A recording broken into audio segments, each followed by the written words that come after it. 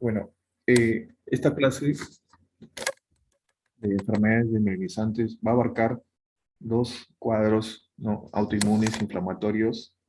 Voy a hablar primero sobre esclerosis múltiple y finalizamos hablando sobre el espectro clínico de neuromielitis óptica.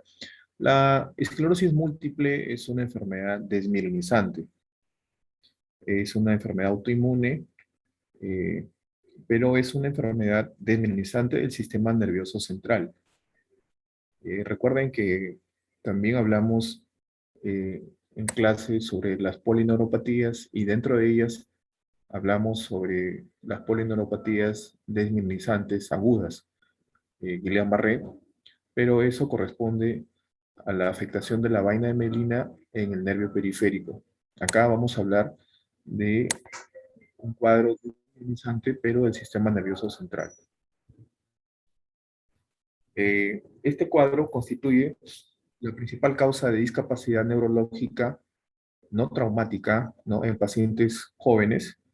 Eh, este cuadro autoinmune se presenta en, generalmente en edades entre 20 a 40 años. También podría presentarse en pacientes más jóvenes, en pacientes mayores, pero lo usual es que sean pacientes adultos jóvenes.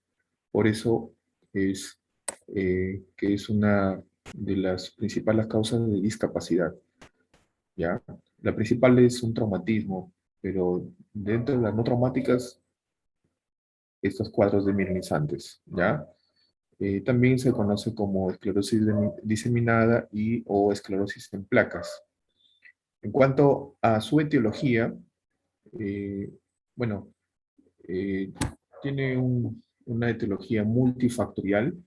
Hay una predisposición genética para presentar estos cuadros autoinmunes, más que hereditario, casi no, esto no es hereditario, es genético, eh, y asociado a una serie de factores, como por ejemplo la infección por el virus de Epstein-Barr, ¿ya? Ese virus que causa el cuadro de mononucleosis infecciosa,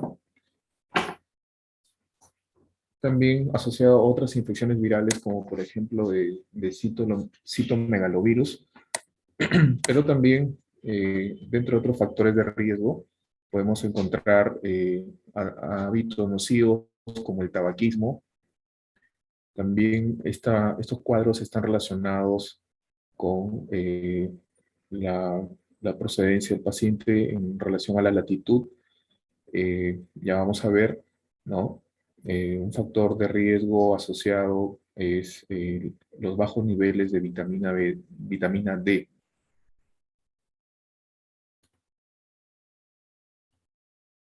¿Ya? Entonces, eh, tienen que tomar en cuenta todos estos, son factores de riesgo, no es que sean causas directas, ¿ya? En un paciente con una predisposición genética, ¿ya? La prevalencia de esta enfermedad, ¿no?, va a variar con respecto a la latitud. Como vemos, esto es la incidencia, la prevalencia más frecuente en países eh, de latitudes, ¿no?, lejos de lo que es la línea ecuatorial, ¿no? Países como Canadá, el norte de Estados Unidos, Europa, ¿ya? Europa vemos cómo hay mayor prevalencia de estos cuadros autoinmunes y entre otras cosas podría ser también porque tal vez son países desarrollados, tienen mejores herramientas diagnósticas en relación al resto de países, pero eh, más, más se ha asociado a una falta de exposición a la luz solar y también con el déficit de vitamina B12, vitamina D, perdón, vitamina D.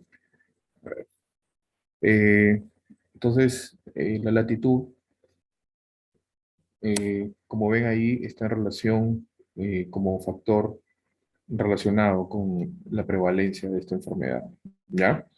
Entonces, la vitamina D es una vitamina que como ustedes recuerdan, se sintetiza, ¿no?, con la exposición solar y está relacionado con la regulación de la inmunidad, ¿ya? Este es un cuadro autoinmune inflamatorio. Antes de poder hablar sobre las formas clínicas de esclerosis múltiple, importante mencionar que es un brote,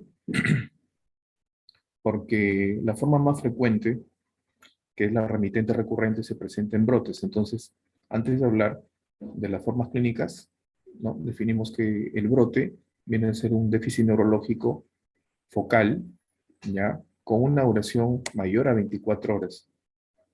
Ya, ese es parte de la definición, que tiene que ser mayor a 24 horas y menor a 3 meses, pero también en ausencia de fiebre o de un cuadro, ¿no?, infeccioso. ¿Ya? El tiempo entre un brote y otro no debe ser inferior a un mes. ¿Ya?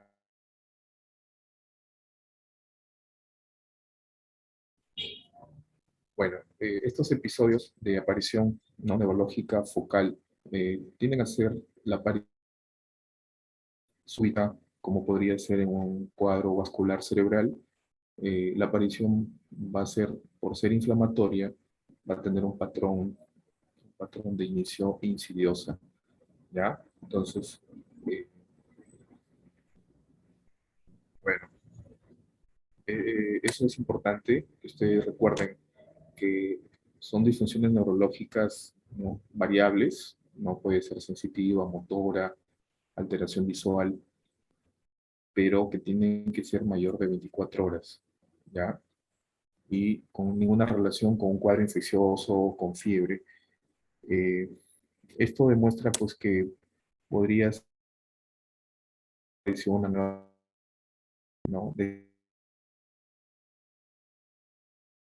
la reactivación de una ya existente, ¿ya? Bueno, los factores de riesgo ya había mencionado, ¿no?, en relación a infecciones como generalmente los virus herpes, como la infección por Epstein-Barr, ya es lo más frecuente. Eh, Epidemiológicamente, estas enfermedades son más frecuentes en el género femenino. eh, Tiene relación con la poca exposición solar, el tabaquismo también, y hay una historia genética, ¿no?, más que hereditaria, genética. El otro factor de riesgo, no olviden, vivir en latitudes altas, ¿ya? Como en estos países, ¿no?, alto riesgo, como ven ahí, ¿ya? También es más frecuente, en cuanto a la etnia, más frecuente en la etnia caucásica, ¿ya? Estas enfermedades son más frecuentes en la etnia caucásica. Eh, un poco sobre anatomía patológica, son lesiones, como ven ahí, lesiones inflamatorias, ¿ya? Básicamente en la sustancia blanca, pero también podemos encontrar afectación de sustancia gris.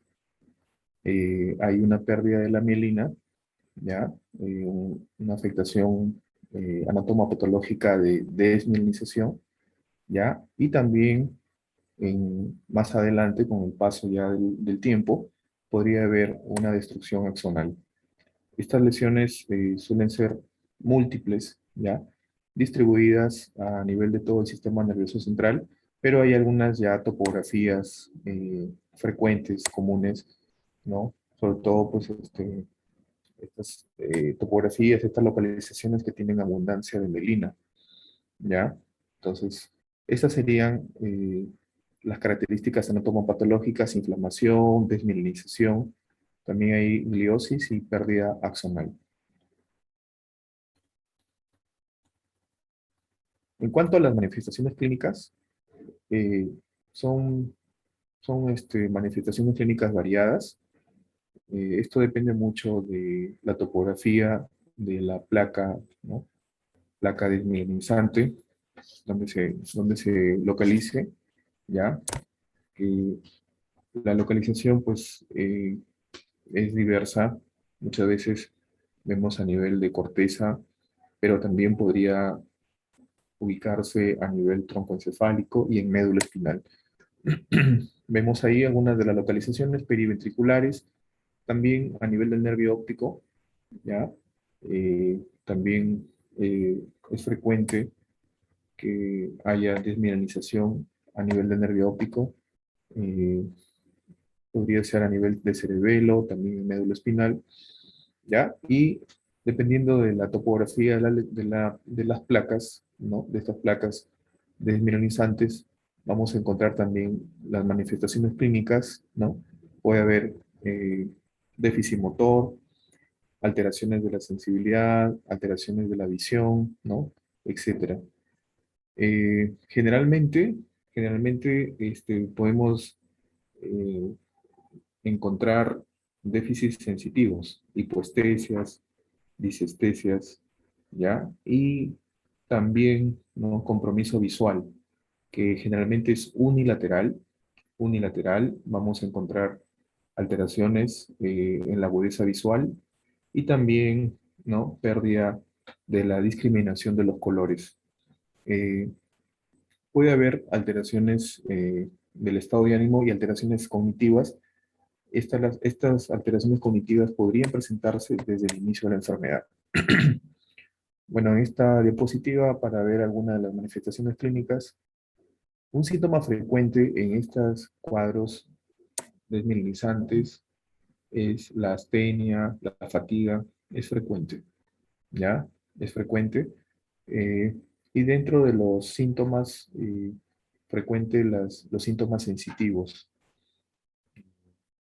¿ya? Pero finalmente el paciente, dependiendo de la, de la topografía, podría presentar síntomas muy variables.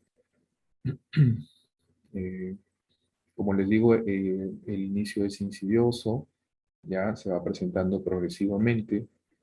El brote, que es como inicia este cuadro, eh, dura más de 24 horas y dependiendo de la topografía, porque si las placas se ubican a nivel de hemisferios cerebelosos, podrían darnos ¿no? una triada de Charcot, por ejemplo, ya con ataxia, podría haber nistagmus, diplopia y también lo que es el habla de cándida, ¿no? Propio de un síndrome cerebeloso, ¿ya? Aquí en esta diapositiva para ver algunos de los síntomas frecuentes, había mencionado la astenia, la fatiga, alteraciones sensoriales, o perdón, sensitivas, ¿no? También podría haber ataxia, ¿ya? Compromiso vesical, calambres, diplopia. Es frecuente el compromiso del nervio óptico, ¿ya? Lo que conocemos como neuritis óptica. Y es importante que usted lo sepa reconocer porque eso podría constituir una emergencia neurológica si es una paciente mujer joven que llega a la emergencia con alteraciones visuales que han ido aumentando, que ya duran más de 24 horas. Tenemos que identificar rápidamente si se trata o no de una neuritis óptica, porque en este caso tenemos que controlar el brote, ¿ya? Hay que expulsar a la paciente y de esa forma vamos a evitar de que esta paciente pueda quedar con alguna secuela neurológica permanente, ¿ya? Tratándose de la visión, ¿no? Es una actuación rápida que tenemos que hacer para evitar de que la paciente quede con alguna discapacidad visual, ¿ya? Eh, En esta diapositiva es un pequeño resumen de lo que es la fisiopatología de esta enfermedad. Como ya había mencionado, esta es una enfermedad autoinmune. Eh, Podemos ejemplificar, si podemos comparar a lo que es el cerebro y los nervios con un cable eléctrico, donde tenemos pues el cable que está rodeado por ¿no? El cable de aluminio está rodeado pues en lo que sería la cubierta, ¿no? El plástico sería la vaina de melina y en este caso el sistema inmune, en este caso los linfocitos T, después de una infección por virus Epstein-Barr, podrían confundir, ¿no?, esta vaina de melina con este virus de Epstein-Barr y podrían cruzar la barrera hematoencefálica, como ven ahí, y podrían ir a atacar la vaina de melina, ¿ya? De tal forma que lo que se va a afectar es, en sí, aparte de que también posteriormente van a haber ya degeneración axonal, inicialmente va a haber una alteración de la vaina de melina y de la misma forma, ¿no? Consecuentemente va a haber una alteración de la conducción nerviosa por alteración de esa conducción saltatoria a través de los nódulos de Ramberg. ¿Ya? Si ustedes recuerdan, esa conducción nerviosa va a ser afectada, va a haber una conducción nerviosa mucho más lenta y posteriormente ya no va a haber conducción nerviosa, ¿no? De ahí vienen, ¿no?, muchos de los signos y síntomas de este cuadro, ¿ya? Esta diapositiva resume la fisiopatología. Nuevamente acá en esta diapositiva vemos la, la activación que van a tener estos linfocitos, ¿ya? ¿Ya? Los cuales va a haber una proliferación de linfocitos y van a cruzar la barrera hematoencefálica y posteriormente van a ir a atacar la vaina de mielina a nivel del sistema nervioso central. No olviden, este es un problema del sistema nervioso central, ¿ya? Y inicialmente va a haber un cuadro inflamatorio, pero posteriormente va a haber también, ¿no?, el otro proceso de desmiralización y finalmente va a haber también un cuadro de neurodegeneración. Chicos, espérenme un minuto, ¿ya? Solamente denme un minuto. Disculpen, un minuto nada más.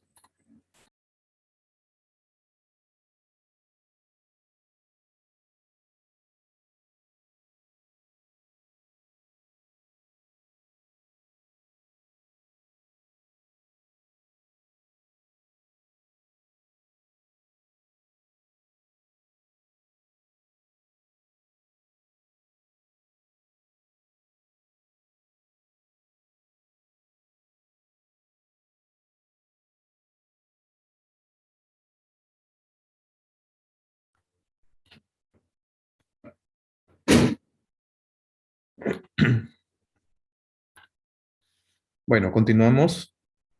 Entonces, esto es lo que ocurre, ¿ya? Es la activación de estos linfocitos, los cuales van a ir a atacar directamente a la vaina de mielina, ¿ya? Y se va a producir esa alteración en la conducción nerviosa que va a explicar todos los síntomas, que por cierto son síntomas positivos y negativos, ¿no? Positivos, por ejemplo, puede haber un cuadro de temblor, ¿no? Puede haber hasta crisis epilépticas, eh, y negativos, pues puede haber una pérdida de la función, como por ejemplo una paresia, ¿no? ¿Ya? Lo más frecuente son los síntomas sensitivos. Eh, en esta diapositiva vemos la progresión natural de la enfermedad, ¿ya? Hay una fase subclínica, luego se va a producir el brote, y posteriormente el brote va a ir remitiendo, nuevamente esa fibra nerviosa se va a remineralizar y después de un tiempo podría presentarse un nuevo brote, ¿no? Y esa es la forma más frecuente, la forma remitente recurrente, ¿ya?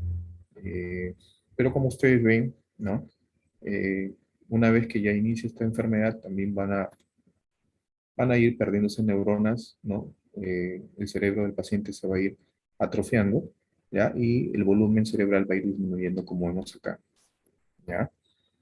Eh, Ese es el curso de la enfermedad. Una vez que inicia, dependiendo de la forma clínica, ¿ya?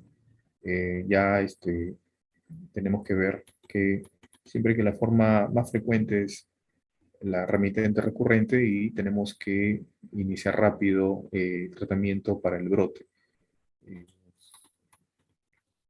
bueno, esto fue motivo de un caso clínico, el síndrome clínico aislado, ¿ya? Que son pacientes, ¿ya? Que como ven acá los criterios para este síndrome clínico o síndrome radiológico aislado, son pacientes que tienen ya lesiones en la sustancia blanca en la resonancia, ¿ya? Pero que no hay historia clínica, ¿no? No hay disfunción neurológica, ¿ya? Este sería el síndrome clínico aislado, eh, que cuando ya vemos también otros componentes, ¿no? Como por ejemplo la presencia de las bandas oligoclonales en LSR, sumado pues a las lesiones nuevas que se puedan presentar, pues ya nos orientan a pensar de que ya no estamos solamente frente a un síndrome clínico aislado, sino frente a una esclerosis múltiple, ¿ya? ¿Ya? Entonces hay un síndrome radiológico y un síndrome clínico aislado que, como les digo, ese es el inicio, ¿ya? De lo que es este cuadro desmielinizante, ¿ya? Creo que lo vimos en ese caso clínico, eh, en la práctica sincrónica, que en realidad no era solamente síndrome clínico aislado, sino era un cuadro ya de esclerosis múltiple.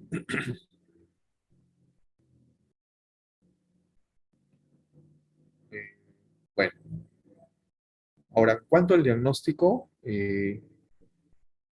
hubieron varios criterios diagnósticos, los, los que se reúnen periódicamente, ¿no? Para ir definiendo los criterios de estas enfermedades.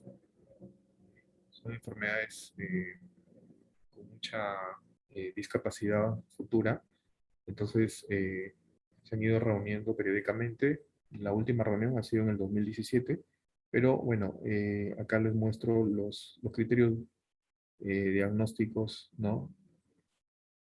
Son los criterios de McDonald's, ¿ya? Hay unos criterios, ¿no? Eh, son criterios radiológicos, ¿no? Donde vamos a encontrar la diseminación de estas placas a nivel de tiempo y espacio, ¿ya? Es muy importante, en este caso, eh, la resonancia magnética cerebral como neuroimagen, ¿ya? Tomografía cerebral no ayuda en el diagnóstico. No olviden, para el diagnóstico frente a la fuerte sospecha de un cuadro de esclerosis múltiple, es con resonancia magnética cerebral y con contraste, ¿ya? No olviden. Bueno, acá les presento los criterios de McDonald, ¿ya? Para el diagnóstico de esclerosis múltiple hay criterios para la diseminación en espacio y para la diseminación en tiempo. eh, ¿Ya? Básicamente son las lesiones, ya la vamos a ver más adelante, las lesiones que vamos a encontrar ya a nivel del protocolo, perdón, de la secuencia T2 y la secuencia FLAIR también.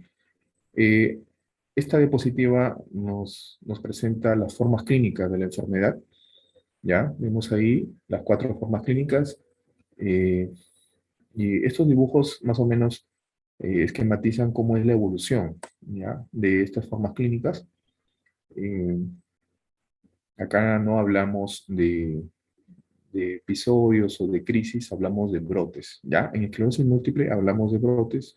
Y bueno, esta es la más frecuente, ¿ya? Ven cómo se presenta el brote y luego, ¿no? Se controla. Y después de un tiempo, nuevamente se presenta otro brote y nuevamente se controla. Ese es al inicio, pero posteriormente, como ven acá, se va a presentar el brote, o sea, la disfunción neurológica aguda, y ya no recupera del todo. Va a quedar con cierta discapacidad, ¿ya? Y nuevamente se presenta un nuevo brote en el tiempo y ya no recupera todas las funciones del todo, queda con cierto grado de discapacidad, ¿ya? Ven ahí, ¿no? Eh, la, la otra forma es la secundariamente progresiva, que es la que se presenta después de algunos años de la forma remitente recurrente, ¿ya? Que casi ya no presenta brotes, mayormente ya son igual que la primariamente progresiva, su forma más que de inflamatoria ya tiene un componente neurodegenerativo, ¿ya? Este componente, este patrón neurodegenerativo, ¿ya? Se va a ir instalando en el tiempo en forma muy lenta, ¿ya? En forma lenta y es un patrón progresivo, ¿ya? Como ya vamos a ver. Acá en estas diapositivas les estoy incluyendo algunas características de estas formas clínicas, pero no olviden, me interesa que recuerden que la forma más frecuente es la remitente recurrente, hasta en un 85% de casos, ¿ya? Más frecuente en el género femenino, ¿ya? Y son pacientes donde podemos nosotros iniciar un tratamiento con pulsos de metilprednisolona para ¿no? ir controlando ese brote agudo. La forma secundariamente progresiva se puede presentar entre 10 a 20 años después de la forma remitente recurrente, ¿ya? Ya las remisiones se vuelven infrecuentes y va a haber mayormente como les decía, ya va a haber un patrón neurodegenerativo. Ahora, esta forma primaria progresiva, eh, felizmente que no es tan frecuente, solamente hasta un 15% de los casos. eh, la característica de esta forma primaria progresiva es que desde el inicio hay un cuadro de empeoramiento funcional. No hay tantos brotes y generalmente hay afectación medular. Ya, como vemos acá, la forma primariamente progresiva desde un inicio no va a presentar, ¿no?, los brotes que presenta la forma recurrente remitente y el curso es neurodegenerativo progresivo. ¿Ya? Eh, Estos pacientes generalmente llegan a la consulta ya en silla de ruedas con cuadros de paraparesia, paraplegia, ¿ya? Esta forma primaria progresiva, ¿ya? Y bueno, también tenemos la forma progresiva, ¿no? Remitente progresiva, ¿ya? Eh, es similar a la forma secundaria progresiva, pero la progresión va también desde el inicio de la enfermedad, ¿ya? Obviamente es más agresiva que la forma secundariamente progresiva, ¿ya? Entonces no olviden, de estas formas clínicas, la más frecuente, la remitente recurrente y la de peor pronóstico, ¿ya? Que tiene discapacidad desde el inicio y que ya casi no presenta la recurrencia, sino que es progresiva, neurodegenerativa, es la primaria progresiva. En cuanto al diagnóstico, a veces hay dificultad porque los síntomas son variados, ¿ya? La evolución es diversa. eh, Como les digo, son brotes de eh, diferentes síntomas, son variables, la clínica es muy variable. Justamente cuando ustedes estén frente a un paciente que tenga una disfunción neurológica eh, de mayor de 24 horas, donde los síntomas casi no se correlacionan, no podemos establecer una sola unidad clínica, podría ser esclerosis múltiple, podría ser una enfermedad disminizante cuando tiene un patrón más o menos insidioso, ¿ya? Y progresivo, ¿ya? Ahora, el problema del diagnóstico también es que no hay un marcador biológico, como sí lo hay, por ejemplo, en cuadros de miopatía, ¿no?, de trastorno de la unión neuromuscular, como es miastenia gravis, que nosotros podemos pedir marcadores como el dosaje de los anticuerpos antirreceptores de acetilcolina y ya tenemos el diagnóstico. Bueno, acá no tenemos un marcador biológico específico, ¿ya? Podemos más o menos estimar el cuadro con la- las neuroimágenes, que en este caso tendría que ser la resonancia, y también nos ayudamos de estudios neurofisiológicos como son los potenciales evocados, que en este caso tendrían que ustedes solicitar potenciales evocados no solamente visuales, sino también auditivos, ¿ya? Sobre todo, utilizamos estos exámenes aparte, ¿no? Aparte de la punción lumbar, cuando tenemos formas subclínicas de la enfermedad, ¿ya? Nos ayudan a orientarnos mejor. Entonces, estos cuadros pueden ser subdiagnosticados o sobrediagnosticados. Eh, Ahí vemos, ¿no? En la historia clínica podría haber recaídas, ¿no? Recaídas o presencia de brotes en el tiempo, ¿no? Y también podemos encontrar las las lesiones a nivel de la resonancia, como ya vamos a ver, a nivel, ¿no? En diferentes topografías, ya características, ya. Otro criterio de lo que es la diseminación en el espacio son los potenciales evocados, ya. Bueno, todo eso nos ayuda a determinar el diagnóstico, ya. No olviden, hay criterios de diseminación en el tiempo, de diseminación en el espacio también, ¿ya? Y para eso necesitamos, de todas formas, una resonancia cerebral y con contraste, ¿ya? Acá los criterios de diseminación en el espacio, ¿ya? Eh, Hay que ver en esta secuencia T2, ¿ya? Por lo menos una o más de una lesión, ¿ya? En cualquiera de estas áreas, en al menos dos, ¿no? De estas cuatro áreas que son característicamente afectadas por esta enfermedad, y esto es porque acá encontramos mayor cantidad de mielina, ¿no? A nivel periventricular, como ya vamos a ver en las imágenes de resonancia, a nivel yuxtacortical también, también podemos verlo a nivel infratentorial en algunos casos y también podría ser a nivel de médula espinal. Entonces, estos son los criterios en el espacio que necesariamente necesitamos de la realización de una resonancia cerebral con contraste. Por cierto, cuando encontramos placas desmielinizantes, ya, hiperintensidades o hiperseñales que brillan en el T2, en el FLAIR, eh, también dentro del protocolo, ya, del diagnóstico tenemos que solicitar una resonancia de columna y también con contraste. ¿A qué nivel? Eso depende de la clínica del paciente. Ya, si yo tengo un paciente con una tetraparesia o cuatriparesia, el nivel de la resonancia de la columna tendría que ser a nivel cervical, ¿ya? Pero si tengo un paciente con una paraparesia, ¿no? O paraplegia, que ya llega en silla de ruedas, el nivel de la resonancia de columna tendría que ser más baja, ¿ya? Podría ser dorso lumbar. Y siempre con contraste, ¿ya? Siempre con contraste porque justamente dentro de los criterios para ver si estamos frente a un brote es el realce con el contraste, ¿ya? Eh, Dentro de un cuadro inflamatorio agudo va a haber una alteración de la barrera hematoencefálica de tal forma que estas lesiones deberían realzarse con el contraste, ¿ya? Entonces, los otros criterios diagnósticos son la diseminación en el tiempo, que nos hablan de una nueva lesión, ¿ya? Una nueva lesión en la secuencia T2, ¿ya? O que han captado el contraste en la resonancia, ¿no? En relación a una imagen basal previa, ¿ya?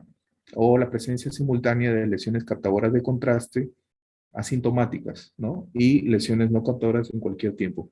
Entonces, lo que les mencionaba, ¿no? Que tiene que ser una resonancia con contraste porque tenemos que comparar lesiones previas con una lesión, con una nueva resonancia y ver si hay una nueva lesión que esté captando el contraste, ¿ya? Y siempre tenemos que fijarnos en esta secuencia, en el T2, ¿ya? Vamos a ver hiperseñales, ¿ya? O hiperintensidades también. En la resonancia hablamos de hiperseñales o hiperintensidades. Acá, este cuadro, por cierto, lo he tomado de Sarrans, ¿ya? Dentro de los diagnósticos diferenciales, bueno, no olviden que esta es una enfermedad autoinmune, ¿no? Entonces, las enfermedades autoinmunes podrían, ¿no? A veces tienden a ir juntas, ¿no? Hay pacientes, ¿no? Hemos visto pacientes con esclerosis múltiple que también presentan cuadros de psoriasis, ¿no? Podrían confundirse básicamente dentro de las autoinmunes con lupus eritematoso sistémico, ¿ya? También en algunos casos con panateritis nodosa, que bueno, acá no la menciona, ¿ya? Pero lupus podría ser un diagnóstico diferencial. También dentro de las infecciosas podría ser neurosífilis, o sea, una sífilis terciaria. Recuerden que la neurosífilis nos puede dar el TAVE dorsal, ¿ya? Con un cuadro de mielitis, que podría confundir con un cuadro de mielitis de esclerosis múltiple, ¿ya? Bueno, entre otros diagnósticos diferenciales, pero lupus, no olviden lupus, neurosífilis también, dentro de los diagnósticos diferenciales de esclerosis múltiple. Dentro del diagnóstico también podemos apoyarnos con la presencia de estas bandas oligoclonales, ya que es la síntesis, ¿no? Un aumento en la síntesis de la IgG. Esto lo vamos a encontrar, ¿no? En lo que es el líquido cefalorraquídeo, ¿ya? En líquido cefalorraquídeo no lo vamos a encontrar en lo que es el plasma, sino en líquido cefalorraquídeo, ¿ya? Y también podría ser la presencia de estas bandas oligoclonales, nos van a corroborar el diagnóstico y también nos dan una idea como marcador pronóstico y la respuesta al tratamiento, ¿ya? Bandas oligoclonales, pero no olviden solamente a nivel de líquido cefalorraquídeo.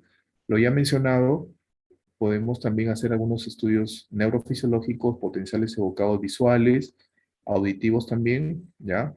Vemos acá, el paciente es frente a un damero, ¿ya? Y se le van cambiando, ¿no? Todas las imágenes y vamos a ver, la latencia P100 va a estar prolongada, ¿ya?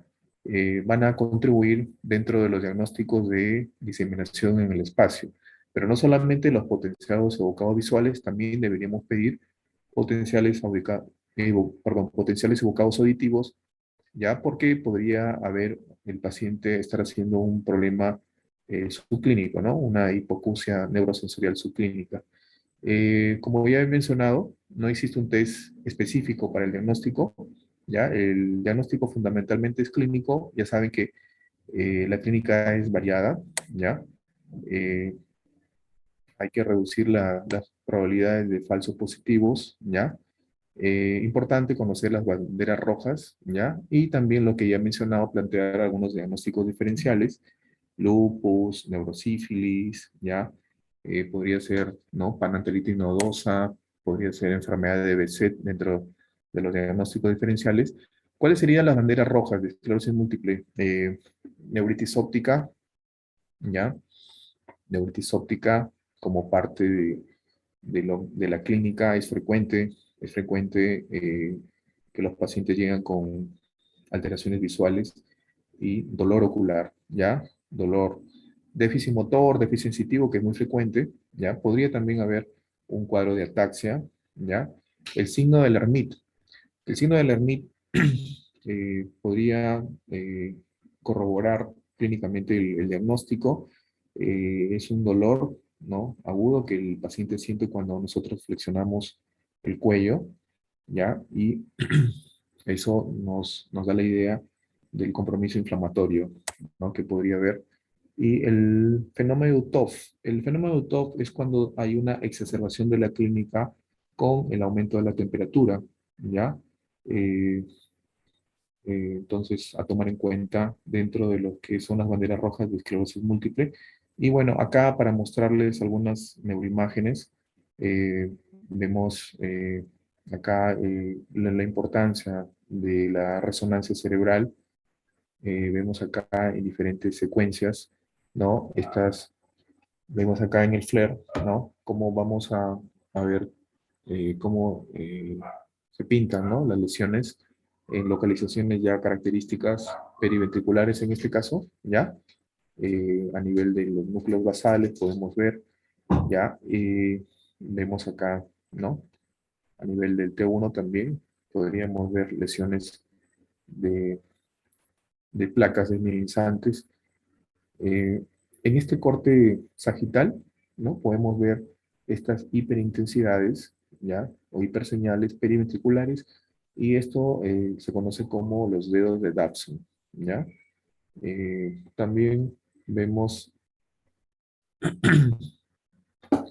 en este corte FLAIR también podemos ver lesiones, ¿no? De desmielinizantes, las cuales, no olviden, ¿ya? Se van a evidenciar en la secuencia T2 y FLAIR, ¿ya?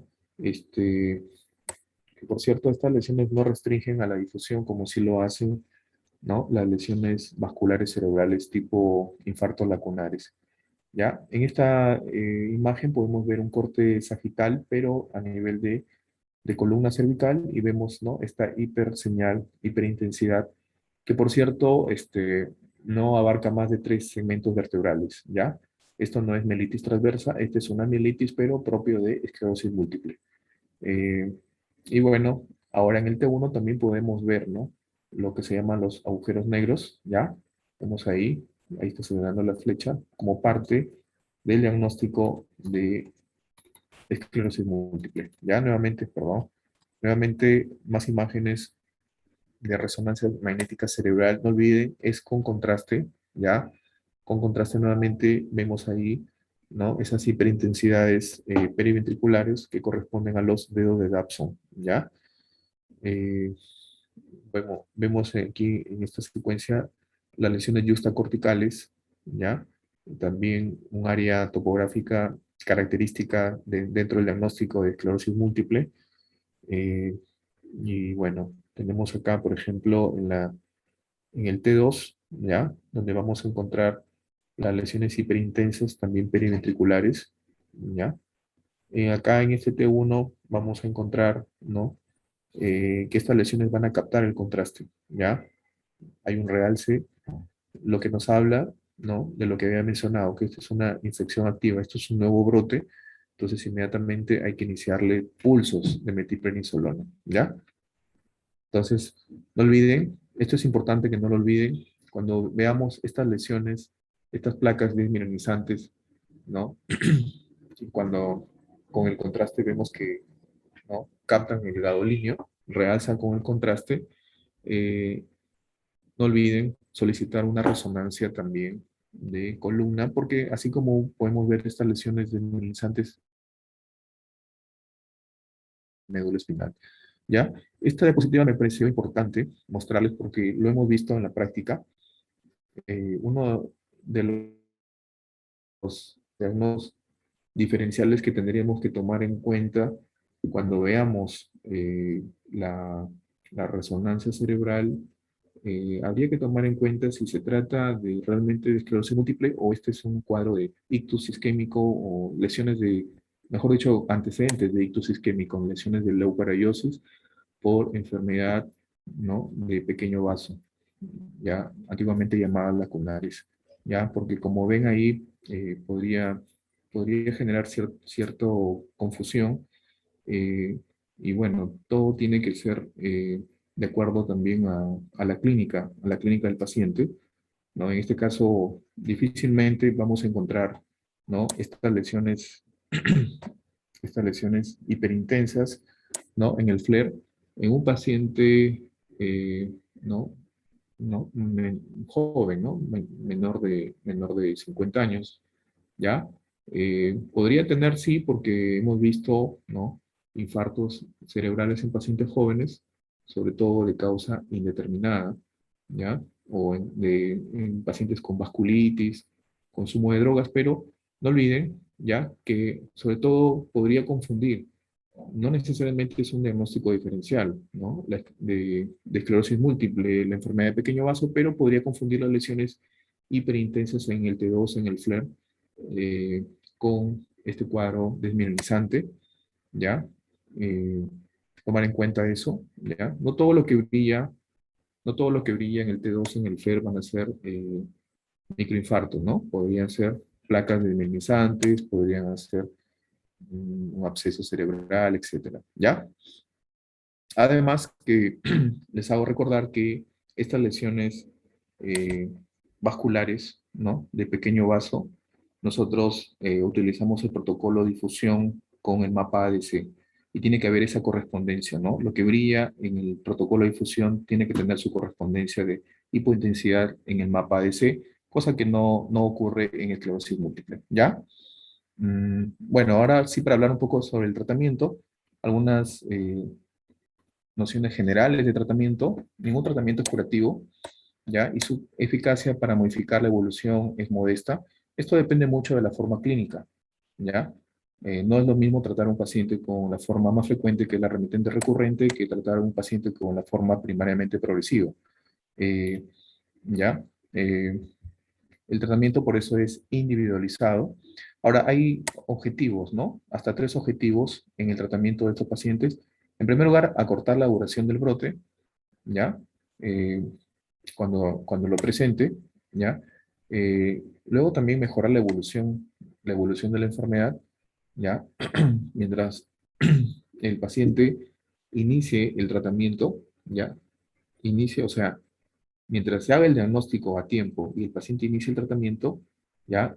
Su evolución va a ser mejor, su pronóstico va a ser mejor, va a tener menos discapacidad, ¿ya? Y en algunos casos solamente se puede tratar, se da el tratamiento sintomático porque pues hay formas ya secundariamente progresivas donde ya el tratamiento inmunomodulador no ayuda, entonces lo que hacemos es disminuir la dosis o a veces retirar, ¿ya? Entonces, el tratamiento pasa por iniciarlo desde ¿no? Desde que se presenta la enfermedad y de esa forma vamos a evitar las discapacidades, ¿no? En el paciente porque dependiendo de su ocupación también, si es un paciente, por ejemplo, que necesita pues una precisión con las manos, si es un paciente que trabaja con relojes y va a presentar estas alteraciones de temblor de repente, ¿no? Ya, dentro de lo que es un compromiso cerebeloso, eh, si no se trata en su momento, pues va a quedar con la discapacidad y al mismo tiempo no con un problema laboral, ¿no? Igualmente, si es un paciente joven, una paciente joven, universitaria, que necesita de una buena visión para sus estudios, si no se trata a tiempo, si no iniciamos los pulsos a tiempo, pues puede quedar con alguna secuela visual, ¿no? ¿Ya? Muchas veces podría quedar con escotomas ya como secuela, pero lo peor sería pues, que quede con un cuadro de amaurosis, ¿no? Podría ser si no se trata a tiempo, ¿ya? Bueno, el tratamiento del brote agudo, ya había mencionado, los pulsos de metilprednisolona, 1 gramo endovenoso cada 24 horas, ¿ya? Son 5 días de tratamiento, pero previamente hay que desfocalizar al paciente, hay que estar seguros de que no hay una infección previa. Para eso hay que pedirle los análisis, ¿no? De rutina, interconsulta otorrino muchas veces para descartar alguna infección y luego ya iniciamos los pulsos de metilprednisolona. Ya ustedes recuerdan que los corticoides podrían generar aumento de la presión arterial, cierta gastrolesividad, ¿no? También importante, ¿no? Para poder colocarle un gastroprotector, inclusive problemas de trombosis, por lo cual algunas veces podemos iniciarle enoxaparina profiláctica. ¿Ya? La plasmaféresis o recambio plasmático, ¿ya? También se podría utilizar, pero como tratamiento de segunda línea, ¿ya? Iniciamos los pulsos, ¿ya? Inmediatamente cuando detectamos el brote y luego continuamos con prednisona, ¿ya? Generalmente 1 miligramo kilo día, ¿ya? Acá para mostrarles algunos de los medicamentos utilizados en estos cuadros, eh, ya vemos, esto ya está hablando pues del tratamiento modificador de la enfermedad, ya. Generalmente iniciamos con los interferones, interferón beta, ya que sería el tratamiento de primera línea dentro de lo que es el tratamiento modificador de la enfermedad. Eh, Utilizamos medicamentos inmunomoduladores y también inmunosupresores. eh, También el acetato de glatiramer, también. eh, Dimetil fumarato también es un buen medicamento de primera línea. Teriflunomide también, ¿ya? Y cuando vemos que ya el paciente no responde a estos medicamentos, podemos, ¿no? Pasar a medicamentos de segunda línea que, bueno, tienen una acción más potente, pero también tienen mayores efectos colaterales. Por ejemplo, de los más usados, natalizumab, ¿ya? Natalizumab podría ser. Ya no olviden, iniciamos siempre con interferón beta, ¿ya? Interferón beta. Eh, Ahora, en cuanto al pronóstico, como ya había mencionado, depende mucho que hagamos el diagnóstico temprano y que se inicie el tratamiento, ¿no? Controlar el brote, ¿ya?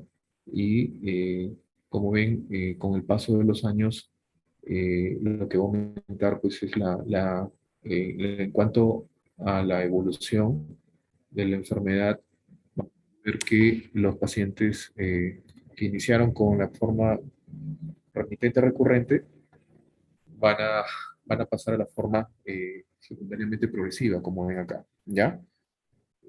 Al inicio podría haber, ¿no? 85% de la forma remitente recurrente, pero después de unos 10 años, ¿ya? Este 85% va a estar repartido entre la forma remitente recurrente y la secundariamente progresiva, ¿ya? Entonces, no solamente es esto en cuanto a porcentaje, sino también lo que había hablado, eh, bueno, desde el inicio ya puede haber un deterioro cognitivo, el cual puede ir progresando, y esto está en relación también con el grado de atrofia que va a ir presentando el paciente.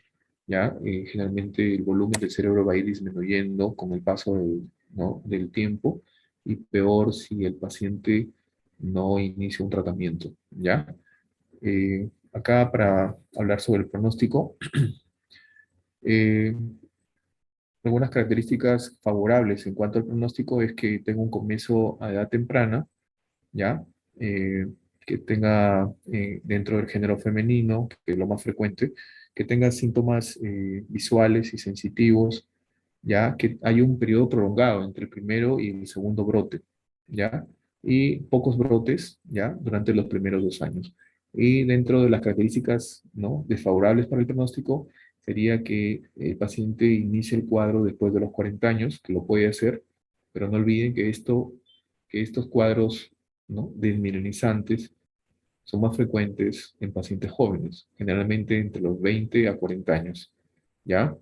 No olviden, esto es enfermedades de pacientes jóvenes, y es ahí donde también viene, digamos, el costo social, porque son pacientes dentro de la población económicamente activa, ¿no? Otro criterio desfavorable para el pronóstico es que sea el género masculino, ¿ya? Que inicie con déficit motor, con alteraciones cerebelosas, tipo ataxia, ¿no? O temblor intencional, por ejemplo, ¿ya? Que tenga una recurrencia precoz, ¿no? O sea, que entre el primero y el segundo brote el tiempo entre uno y otro sea más corto, ¿ya? Y que tenga elevado número de brotes, ¿no? ¿Ya? La escala que utilizamos en esclerosis múltiple para evaluar la discapacidad es la escala de Kurskev, ¿ya? Importante que la conozcan. Este, ya vemos ahí, ¿no?, los grados de la escala. Vemos que en el grado 5 ya es donde el paciente ya tiene una discapacidad con limitación de la marcha a 2 cuadras, ¿ya? Ya a partir del grado 6 pues ya el paciente necesita ¿no?, el apoyo para caminar, ¿ya? Y esto es importante ir evaluándolo con respecto a los controles que vamos haciendo con los pacientes, y siempre tenemos que tener un basal y luego vamos a ir evaluando para el control, ¿ya? Entonces, importante. Como les decía, la forma clínica primaria progresiva podría de inicio ya tener un grado de discapacidad de Kurskev de 6, ¿ya? Desde el inicio. Porque tiene un patrón más que todo inflamatorio, tiene un patrón más neurodegenerativo, ¿ya? Bueno, dentro de los factores de mal pronóstico durante la evolución, como ya había mencionado, la alta frecuencia de los ataques, ¿no? Brotes frecuentes en los 2 a 5 primeros años, ¿ya? Más de 3 brotes durante un año, ¿ya? El intervalo corto entre uno y otro brote, y esta eh, eh, escala de, ¿no? Esta escala de Kurskev, esta escala de capacidad alta a los 5, entre 2 a 5 años después del inicio de la enfermedad, ¿ya? Eh, También, ¿no? O un espacio corto, ¿no? Para que el paciente que inicia con ¿no? Una escala de Kurskev de 1 llegue a 3, ¿ya? Entonces, como ven, también esta escala nos ayuda para predecir el pronóstico, ¿ya? El pronóstico de la enfermedad. Había mencionado que esta enfermedad también va a presentar la atrofia cerebral, ¿no? Va a haber muerte neuronal, ¿ya? Eh, Como les decía, pues esta capa de mielina, que la forma los oligodendrocitos en el sistema nervioso central, no va a ser lo único que se va a afectar, sino también finalmente va a haber una degeneración axonal y muerte neuronal. Ya vemos un paciente al inicio, luego un paciente, bueno, perdón, un paciente sano, esta es la resonancia inicial basal, y después de unos años vemos cómo, ¿no?, va a haber una atrofia cerebral, ¿no? difusa, ¿ya? Bueno, acá es a predominio temporal, ¿no? Eh, bueno, las expectativas en cuanto a esta enfermedad, no hay un tratamiento curativo, ¿ya? El tratamiento no va a mejorar la clínica anterior del paciente.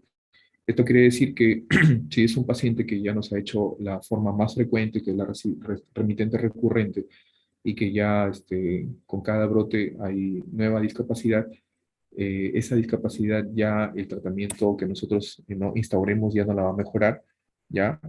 Y bueno, eh, ahora vamos a pasar a la segunda parte de la clase. Bueno, me dijeron que no había postes, entonces vamos a hablar un poquito sobre lo que es el espectro clínico de neuromielitis óptica, hablar un poco sobre la historia, ¿no? De cómo se fue descubriendo estos cuadros, ¿no? De neuromielitis óptica. El primero que estudió todas estas alteraciones a nivel del nervio óptico y de la médula espinal fue el francés, ¿no? La escuela francesa este, siempre ha dado los aportes en neurología, ¿no? Eh, este francés, um, de Vic, de Vic, ¿ya? Quien fue el primero que, ¿no? Hizo un estudio sobre unos 17 pacientes que encontró afectación no solamente a nivel de médula espinal, sino también a nivel del nervio óptico, ¿ya? Inicialmente se pensaba que esta era parte de lo que es enfermedad de esclerosis múltiple, ¿ya? Se pensaba que era parte de lo mismo, pero fue en el año 2004 en la clínica Mayo de Estados Unidos, donde unos investigadores encontraron el anticuerpo antipoporina 4 y descubrieron de que esto era una enfermedad diferente. Se parece mucho, pero no es parte de esclerosis múltiple, esto es un espectro clínico diferente, ¿ya? Hay algunas diferencias que ya la vamos a ver. Entonces, este también es una enfermedad autoinmune, desmielinizante también, ¿ya? Distinta a la esclerosis múltiple, ¿ya? Su nombre lo dice, ¿no? Hay compromiso del nervio óptico y también de médula espinal, ¿ya? Este cuadro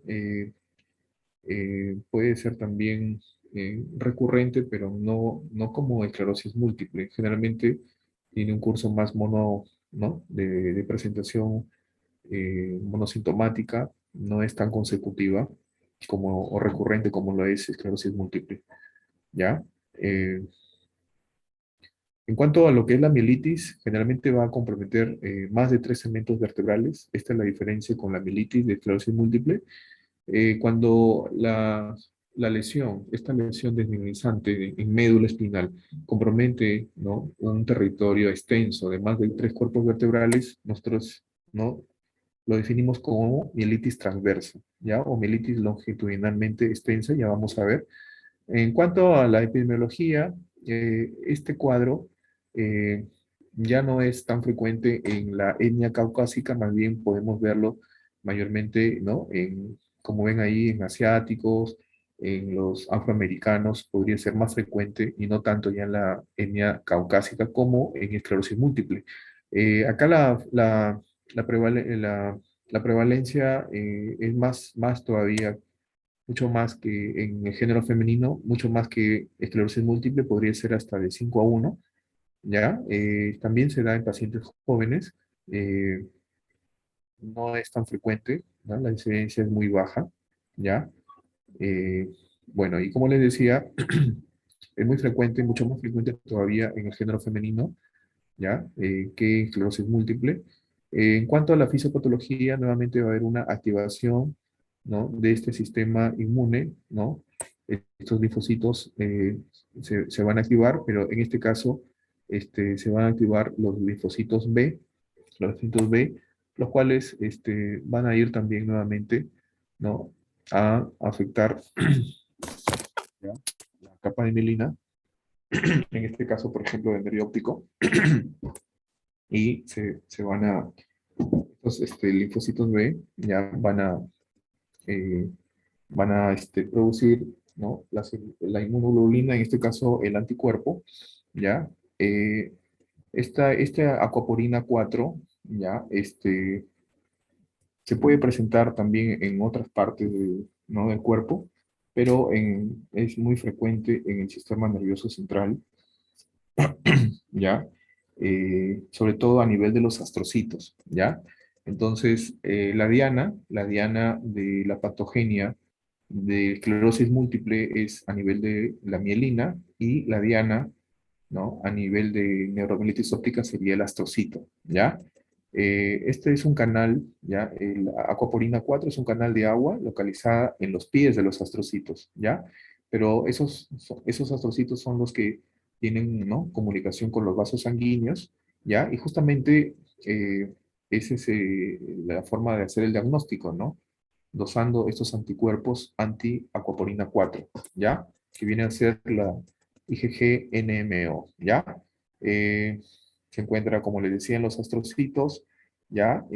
Lo vamos a ver predominantemente a nivel del nervio óptico, pero también podemos encontrarlo en otras regiones, como en el tronco cerebral, ya también a nivel de los cordones medulares, del médula espinal, ¿ya? Entonces, es por eso donde va a haber la clínica, se va a correlacionar con, ¿no? Dónde está la lesión, ¿no? Este, como les decía, este anticuerpo anticoprina 4 va a buscar, ¿no? Dónde se encuentra la mayor cantidad de astrocitos, que en este caso serían estas localizaciones que ya vamos a ver. En cuanto al diagnóstico, hay criterios absolutos y criterios de apoyo, ¿no? Los criterios absolutos que tienen que ver un cuadro de neuritis óptica, ¿ya? Y tiene un cuadro de mielitis aguda también, ¿ya? O sea, el paciente nos va a llegar pues con alteraciones visuales, problemas de agudeza visual y también podría haber ya algún compromiso medular, un síndrome medular que ya ustedes recuerdan que podría haber una paraparesia, ¿no? Podría haber también clínica sensitiva, a nivel sensitivo, ¿ya? Y los criterios de apoyo son nuevamente con resonancia, ¿ya? Resonancia, una resonancia cerebral que no cumple criterios para esclerosis múltiple, ¿ya?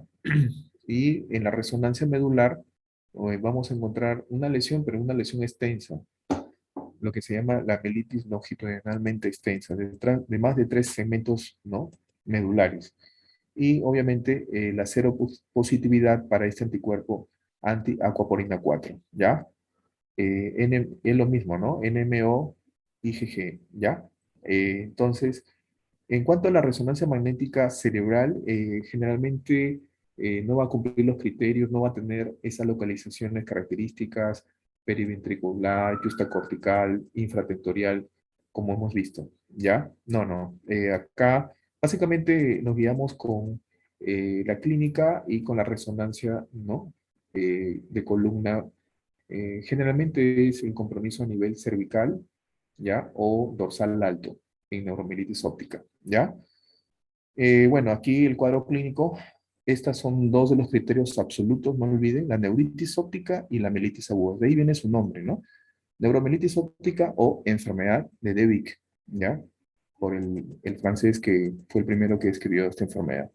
¿Ya? Entonces, esta neuritis óptica va a ser una disminución de agudeza visual acompañada de dolor, ¿ya? Pero característicamente es bilateral, bilateral. Esta es una de las diferencias con la neuritis óptica de esclerosis múltiple que es unilateral, ¿ya? La mielitis aguda es una mielitis longitudinalmente extensa, ya mencionado, que compromete más de 3 segmentos vertebrales, ¿ya? Y va a comprometer la región central de la médula espinal, va, va a ir con un síndrome medular, ¿no? Puede haber paresia o, ¿no? O plejía ya. Dependiendo del nivel de la lesión, también puede haber compromiso sensitivo. Si la lesión es baja, ¿ya? Que no es lo frecuente, podría haber compromiso de esfínteres, ¿ya? Y bueno, obviamente también puede haber ¿no? Eh, las otras características, ¿no? El síndrome medular, puede haber una hiperreflexia bilateral, puede haber signo de Babinski bilateral, todo lo propio de un síndrome medular, ¿ya? Nuevamente, no olviden, acá la afectación es a nivel de astrocitos más que de mielina, y en esclerosis múltiple la diana es la mielina, la vaina de mielina, ¿ya? También dentro del cuadro clínico podría, si la afectación es a nivel, ¿no? Del área prostrema, ¿no? Que esto está más o menos a nivel del cuarto ventrículo, el paciente podría presentar hipo, ¿no? Un cuadro emético, un síndrome emético, ¿ya?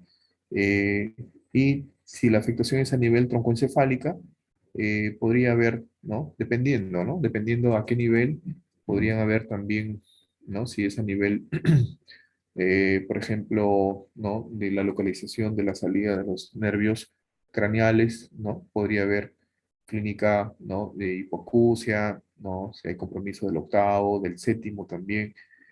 Podría haber una neuralgia del trigémino, compromiso del quinto, ¿ya? Y también pueden darse estos cuadros clínicos de narcolepsia, ¿ya? Y también un cuadro, ¿no? Encefalopático difuso, ¿ya?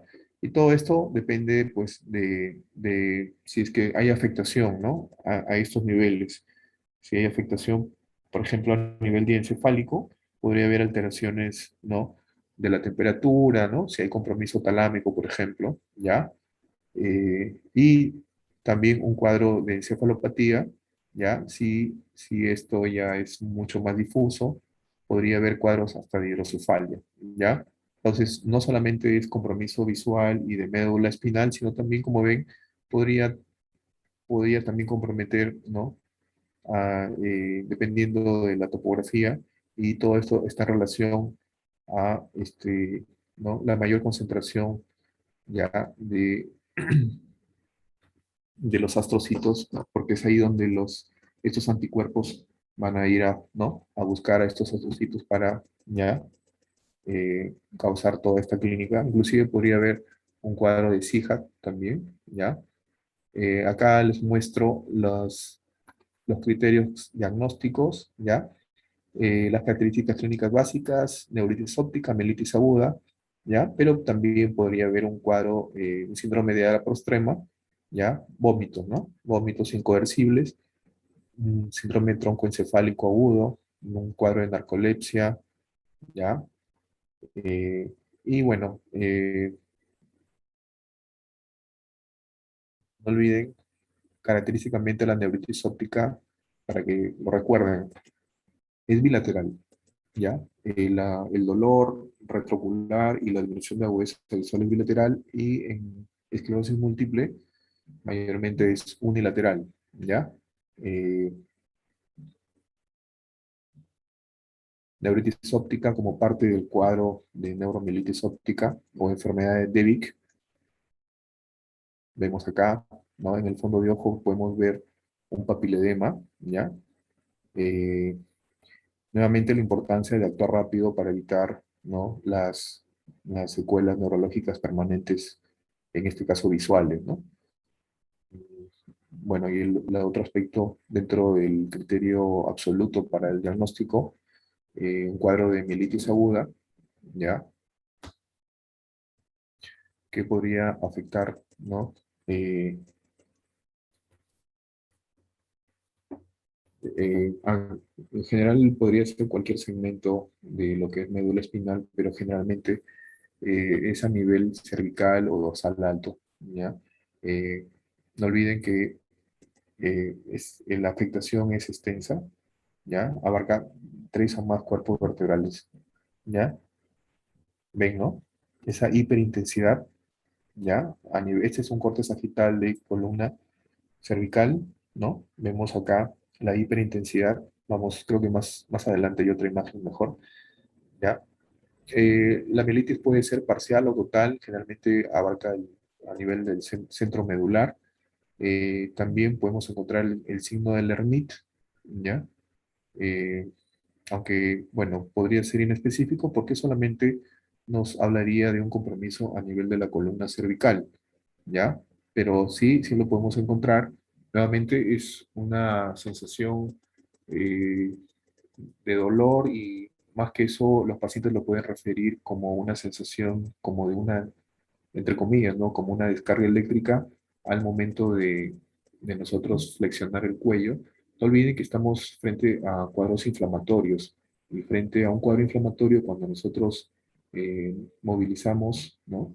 Eh, ¿No? En este caso movilizamos el cuello, el paciente vamos a, ¿no? Va a desencadenar un dolor o una sensación, ¿no? Tipo descarga eléctrica, ¿ya? que no sería de compromiso de neuropatía, ¿no? Esto no es un problema del sistema nervioso periférico, sino un problema del sistema nervioso central, ¿ya? Es más frecuente en el género femenino, ¿ya? En cuanto al diagnóstico, aparte de la clínica ya mencionada, ya no olviden, de ahí viene su nombre, ¿no? Neuromielitis óptica, un problema de agudeza visual y un paciente que tenga ya apariencia, que llegue a la consulta tal vez con dificultades para la marcha, ¿no?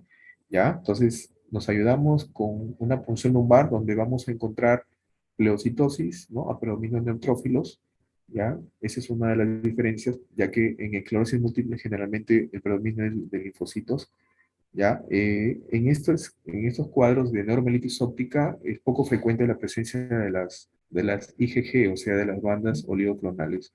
Podrían haber, pero es poco frecuente, ¿ya? Y lo que vamos a encontrar es más bien, ¿no? Esta aquaporina 4, ¿ya? Que nos va a hacer el diagnóstico, ¿ya? Nos va a hacer el diagnóstico, tiene una sensibilidad de 73% y ven una especificidad hasta de 91%. No olviden, anticuerpo anti, ¿no? Anti-aquaporina 4, ¿ya? También la neuroimagen, vamos a nuevamente a ver un compromiso extenso, una lesión hiperintensa, una hiperseñal, sobre todo lo vamos a apreciar mejor en el corte sagital de más de 3 cuerpos vertebrales. Por lo mismo, el paciente va a venir ya con un compromiso, ¿no? Motor, podría tener ya compromiso serio de la fuerza muscular de miembros inferiores, ¿no? ¿Ya? Una paraparesia ya podría ser 3/5, ¿ya? Como había mencionado, generalmente no hay mayor afectación en lo que es la resonancia cerebral. Podría en algunos casos verse como una resonancia normal, ¿ya? Y podríamos encontrar lesiones hipotalámicas también, porque como recuerdan, podría, ¿no? Este cuadro podría tener un síndrome diencefálico, ¿ya? Diencefálico. Ven ahí, en esta diapositiva, las flechas indican, ¿no? Las hiperintensidades, ¿no? En estos cortes sagitales, ¿ya? Bueno, no sé si se pueden,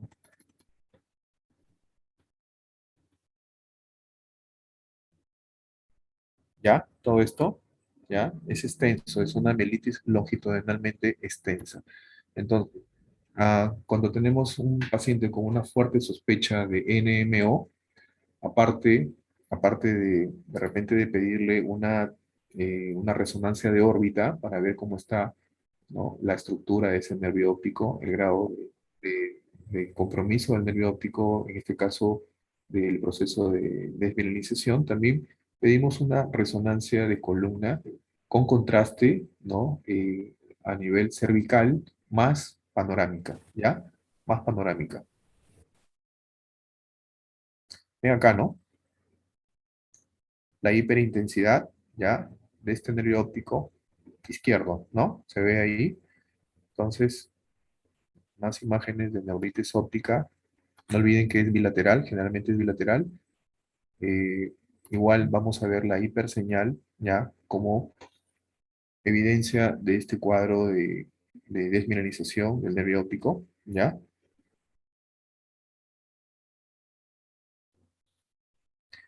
Y bueno, lo que había mencionado, vemos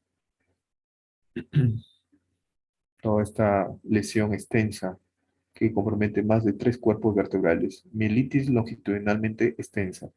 No es una mielitis pequeña, no es una lesión pequeña.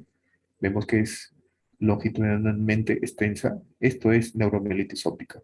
¿Ya? Entonces, este paciente probablemente, como vemos que es columna cervical, probablemente lleve una cuadriparesia, ¿ya? Entonces, y con afectación visual progresiva. Entonces, clínicamente ya podríamos hacer el diagnóstico, ¿ya? Eh, Más imágenes de una mielitis longitudinalmente extensa. Ven acá, ¿no? Acá es un poco ya más bajo, ¿ya? Y también podemos verlo, ¿no? En los cortes axiales también se pueden ver, ¿no? Las hiperintensidades, ¿ya? Entonces, Ya saben que lo que brilla en resonancia, ya sea en resonancia cerebral o de columna, podrían ser placas, ya, lesiones de desmielinización. Como ven acá, nuevamente mielitis longitudinalmente extensa, ya, para que no olviden. Esto me parece bastante importante, esta diapositiva. Vamos a ir, ¿no?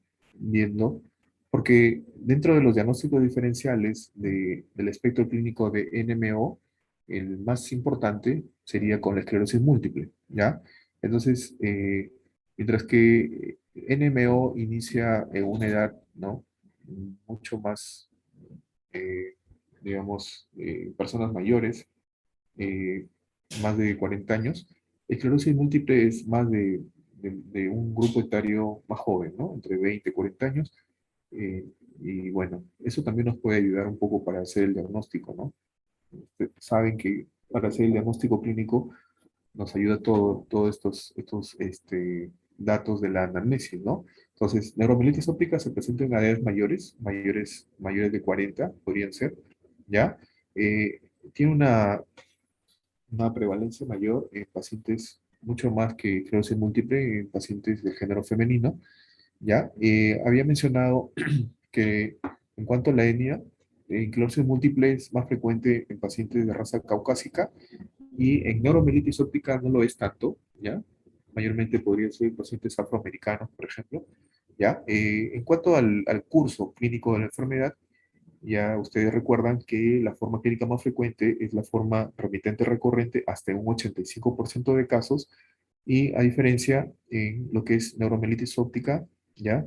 Eh, Podría haber un curso más bien monofásico, ¿ya? No es tan frecuente las remisiones, como sí lo es en esclerosis múltiple. Ahora, en cuanto a los brotes, ¿no? Los brotes de esclerosis múltiple podrían ser leves, ¿no? Podrían ser leves, pero en neuromielitis óptica, cuando se da, ¿no? El cuadro sí generalmente tiene una presentación severa de la enfermedad. El paciente rápidamente puede, ¿no? Perder la agudeza visual y el cuadro es mucho más severo. La presentación es mucho más, se podría decir, más aparatosa que en esclerosis múltiple, ¿ya? Como les decía, la progresión secundaria es frecuente en esclerosis múltiple, y en neuromielitis óptica ya es más rara. Mayormente el curso va a ser monofásico, ¿ya? En esclerosis múltiple, que haya un compromiso de músculos respiratorios que me pueden llevar a una insuficiencia respiratoria es raro, pero sí podría ser, ¿no? Podría darse en neuromielitis óptica. No olviden que hay un compromiso medular, ¿ya? Podría haber un compromiso de músculos respiratorios que me pueden llevar a una insuficiencia respiratoria, ¿ya? Y bueno, las características de la resonancia creo que ya lo hemos visto, ¿ya?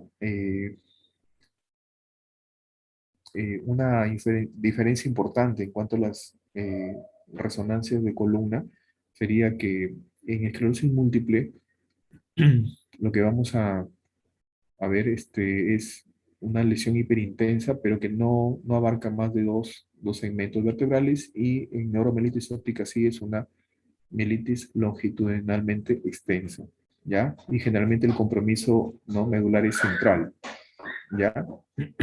En cuanto al líquido cefalorraquídeo, ¿ya? No olviden que lo que podemos encontrar acá en, en lo que es es una pleocitosis, ¿ya? Pero característicamente lo que vamos a encontrar, y no lo olviden, es ¿no? El anticuerpo anti-aquaporina 4, ¿ya? Y me refiero a neuromielitis óptica, ¿no? Y lo que no vamos a encontrar, ¿no? Podemos encontrar, pero no tan frecuente como sí en esclerosis múltiple, son las IgG, o sea, las bandas oligoclonales, ¿ya? Bueno, en cuanto al tratamiento, se trata también el ataque, el brote agudo. Hay que prevenir las recaídas, hay que dar un tratamiento sintomático y rehabilitación. Esto es muy importante. Ya no olviden que el paciente puede tener clínica de compromiso motor, entonces necesita hacer sesiones de terapia física, ¿ya? En cuanto al ataque agudo, al igual, al igual que un brote de esclerosis múltiple, podemos pulsar al paciente previa desfocalización, ya podemos iniciarle pulsos de metilprednisolona, ya, y luego continuamos con prednisona bioral con descenso gradual en 2 a 3 semanas, ¿ya? Hay pacientes que necesitan tomar corticoides, ¿no? Durante mucho tiempo para ir mejorando esta clínica. Recuerden que es un cuadro inflamatorio, ¿no? ¿Ya? Otro aspecto del tratamiento podría ser la plasmaféresis, ¿ya?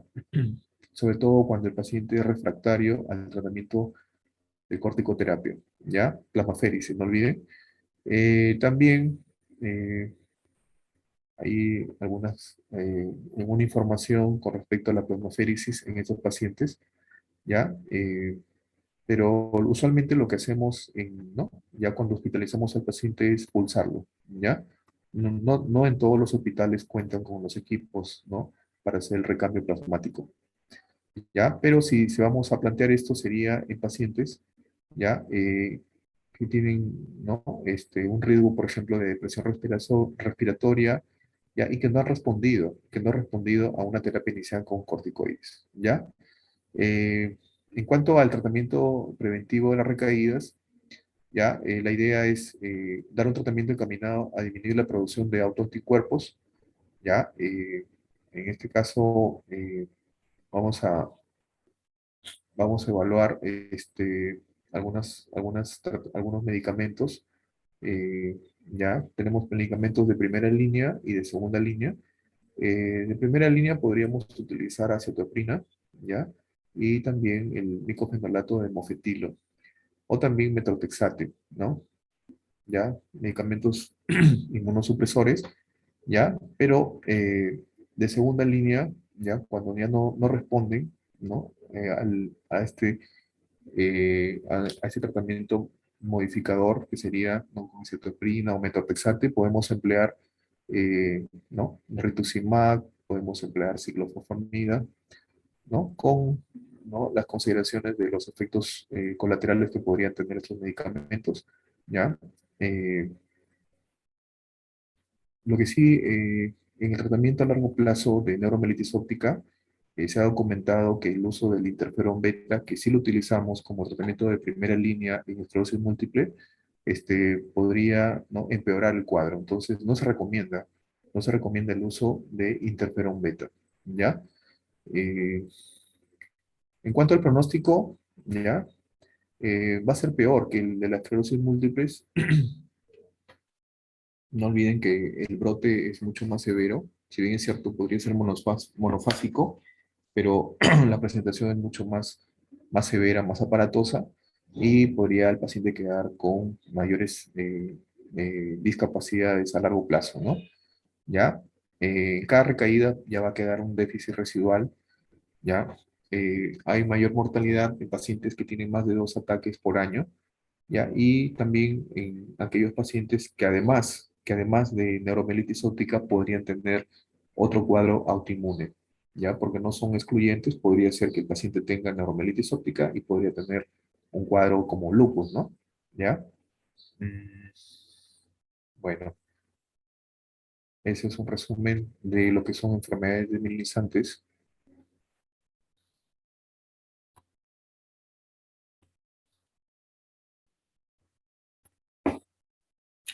A ver, chicos, ¿alguna pregunta?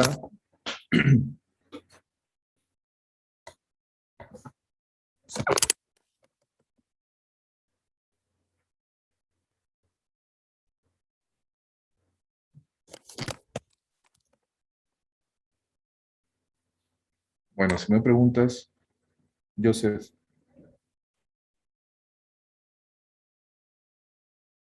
¿está? ¿Está el delegado? ¿Joseph?